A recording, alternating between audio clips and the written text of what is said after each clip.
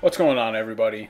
Right now we are going to go through the second part of Chargestone Cave, which is the more trainer-intensive portion. And the first thing you're going to do is talk to these guys, who are the Nugget Brothers, which sounds kind of wrong, but anyway, they give you a nugget which can be sold for 5,000 Poke Dollars at the Pokemart. And actually, they give you a second one, too. So, that's like super easy money. But anyway, off in this direction, you can find a hidden Paralyze Heal. And going up these stairs, you can find a hidden HP up, I believe, which is underneath this floating rock. Right here. And make sure you don't go past that ledge, because it'll just lead like to the very beginning of Chargestone Cave. And even if you need to like heal your Pokemon, don't do that, because off north of the Nugget Brothers, which is where I'm going to go now, there is a doctor. So as long as you can beat him in battle, you should be good to just, stop by him for the rest of the time until you pass through Chargestone Cave and get to Icarus City. So anyway, he has a Swadloon, which is a buggrass type, which is the evolution of Swaddle. So, nothing too terribly difficult here. And, quick story, I actually just, cut my hand pretty bad. I was, chopping up a cantaloupe, and I put the knife in the sink, and then all of a sudden I was like, fuck, that hurts. And I, stabbed my fucking hand with a knife. And they're, brand new knives, so they're, super sharp. So, that sucked. But anyway, there's a hidden revive, and up in this corner here, we'll soon find out what this is, a Timer Ball, which I think the first time you get a Timer Ball is in Castelia City, in the Battle Company. And I'm pretty sure I've already explained it, but either way, Timer Balls get more and more powerful as time goes on, but I'm pretty sure there's, a cap to it, so you can't just, keep on, stalling turns, and then throw a Timer Ball and have it essentially be a Master Ball. It eventually stops getting more powerful. But now we're going to start fighting a bunch of Team Plasma Grunts, and let's see what Pokemon they all have collectively. This one has a Sandile, a Scraggy, and a Watchog. This next dude has a Scraggy, and it looks like the rest of them have Trubbish, Liepard, Watchog, and Sandile. And yeah, that's pretty much it. So there's about, let's see, 1, 2, 3, 4, 5. There's 5 more after this guy. And actually, Scraggy, this is the first time we get to see Scraggy, I believe. And Scraggy is a dark and fighting type, which is a really interesting combo. And he has weakness to fighting and flying. And let me check his evolution stats. Scrafty. Scrafty's strengths lie in defense, special defense, and kind of physical attack, which is kind of weird because typically fighting Pokemon are very attack-oriented, whereas Scrafty has, exceptionally good defense and special defense. And actually, his base stats are 115 for both special defense and defense, which is also kind of odd. But anyway, now we're fighting a Liepard, and I think this is actually the first time we fight a Liepard. I may be wrong, but... And of course, Liepard has, really good speed, and it couples that speed with Fake Out to attack first and make it so your Pokemon flinches, essentially. So, other than that, it kind of has very generalized remaining stats. It has 88 special attack and attack, so that's not too bad, but it's not really that great either. And of course, Trubbish we first found in Castelia City with the janitor. I think his name's Jeff. But yeah, this guy has 3 Trubbish. And of course, Trubbish is poison type, so it's going to be using stuff like Toxic and stuff like that to poison your Pokemon.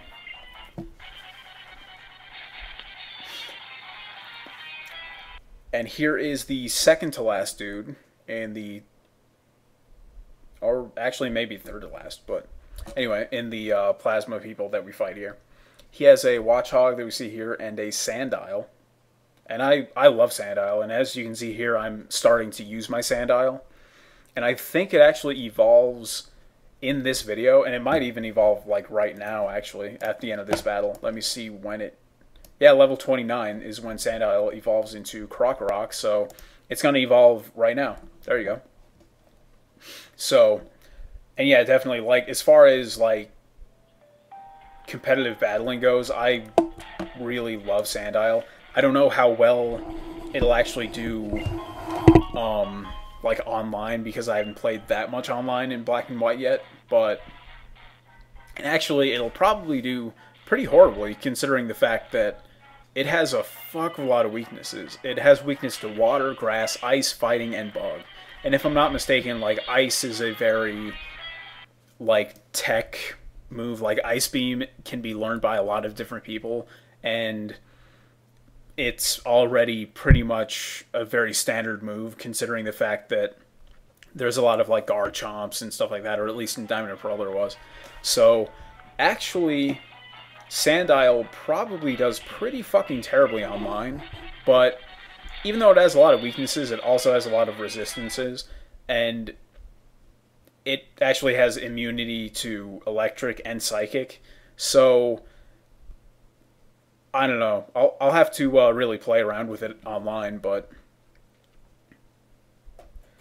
he's a pretty interesting Pokemon, you know, considering the fact that he's super fast and he has really good attack. Although he's not really that fast, I guess, but he's fairly quick, and especially if you train him in, you know, speed with EVs, then you're probably in pretty good shape. But his attack's really good, though, I think. Here we're fighting a Drillbur, and I think this is the first time we see a Drillbur in the game. And Drillbur is a ground type, and its evolution Excadrill is a ground steel type, I believe. So Excadrill, the evolution, has, like, resistance to everything, pretty much. It has a weakness to fire, water, fighting, and ground. And then it pretty much has a resistance to every other type that isn't a type that it's weak to. It's pretty crazy. And actually, it looks like it has 2 immunities to electric and poison, and then it only takes 1/4 damage from rock. So that's pretty damn good, but now we are going to fight another Ace Trainer, I believe, up in this corner. Oh, never mind. Actually, I think she's down south. But she has 2 new Pokemon that we haven't seen, actually. And the first is Ducklet, and the second is Lilligant.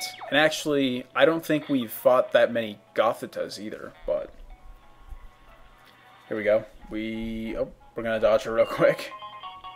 Get a Hyper Potion. Always helpful. Everybody should always have a Hyper Potion with them. And I guess there's a Star Piece, which I believe can just be sold. So, here we are finally going to battle her. And her first Pokemon is a Gothita, or a Gothita.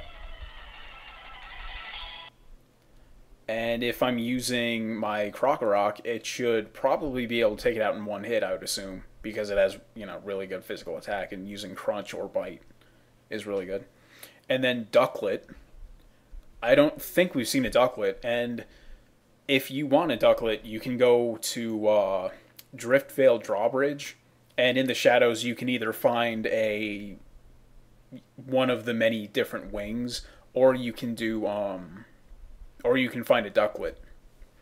And Ducklet evolves into Swanna, which I don't know. I would say that it's kind of one of those annoying things, for me at least, in the fact that they look exactly like a fucking Pelipper and Wingull, you know?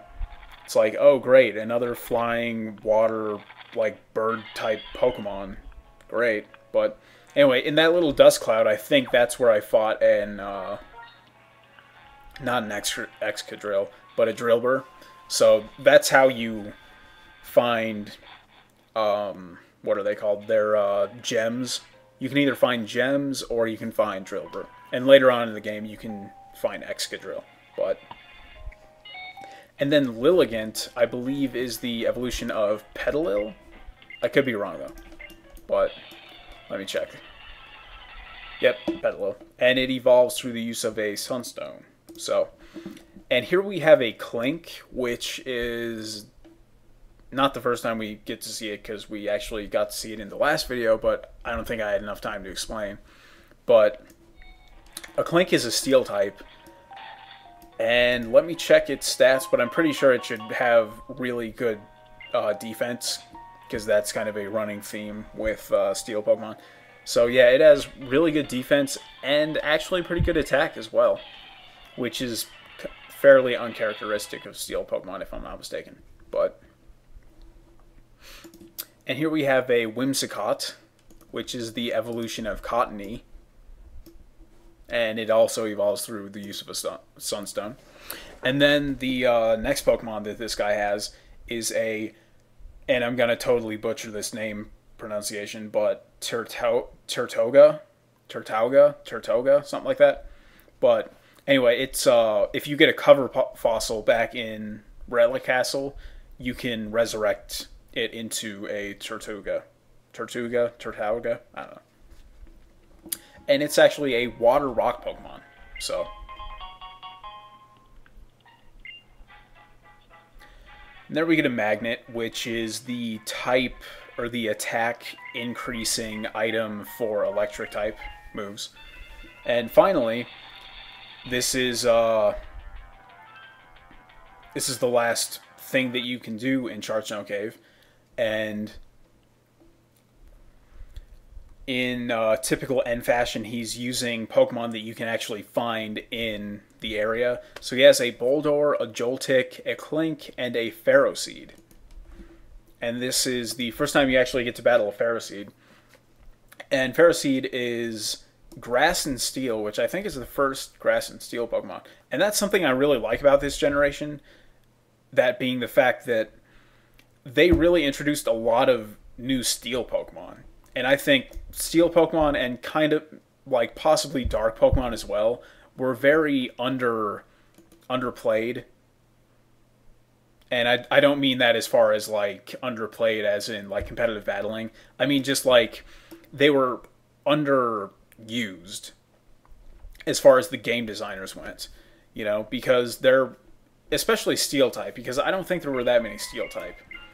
And the first thing I noticed when I was looking at all of the new Pokemon as soon as the game came out in Japan, I really noticed that, like, wow, there's a lot of Steel Pokemon. And it was really cool because they had a lot of, like, really odd matchups. Like, let's see. Well, yeah, like, Larvesta and Volcarona are Bug and Fire. That's a really odd combo. And the same thing with, like, Genesect and Durant, who are Bug Steel. I just think that's really cool that they have, you know, such weird combinations. And actually, I think I said Icarus City earlier on. Maybe not, though. But anyway, now we're in Mistralton City. So, I'll go ahead and see you in the next video.